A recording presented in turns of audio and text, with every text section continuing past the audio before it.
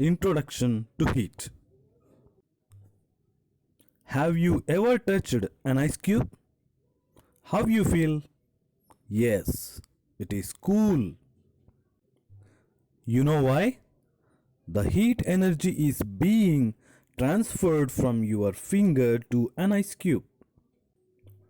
When you touch a bowl which is on the stove, how you feel? Yes, it is hot.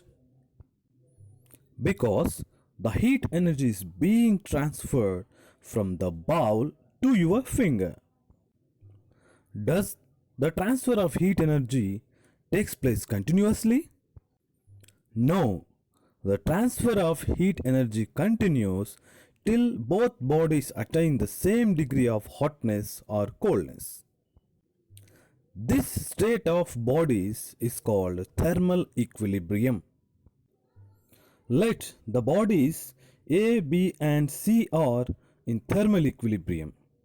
If the temperature of A is 60 degrees centigrade, then the temperature of C is also 60 degrees.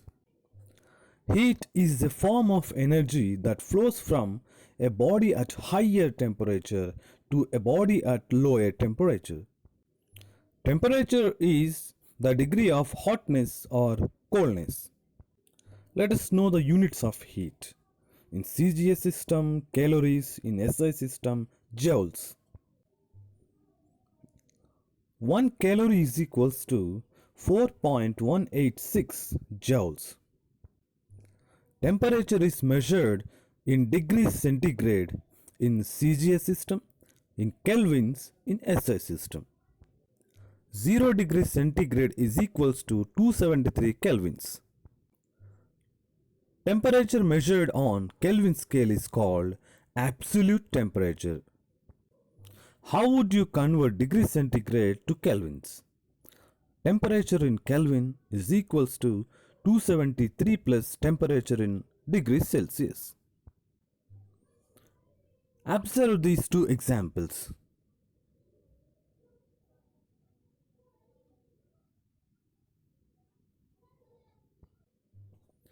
Observe this jar. So this jar contains water. Here we are increasing the temperature of this water. See how fastly the molecules are moving. That means the kinetic energy of the water molecules has been increasing as the temperature increased. By this we can conclude that the average kinetic energy of the molecules is directly proportional to the absolute temperature. Now try to answer these questions.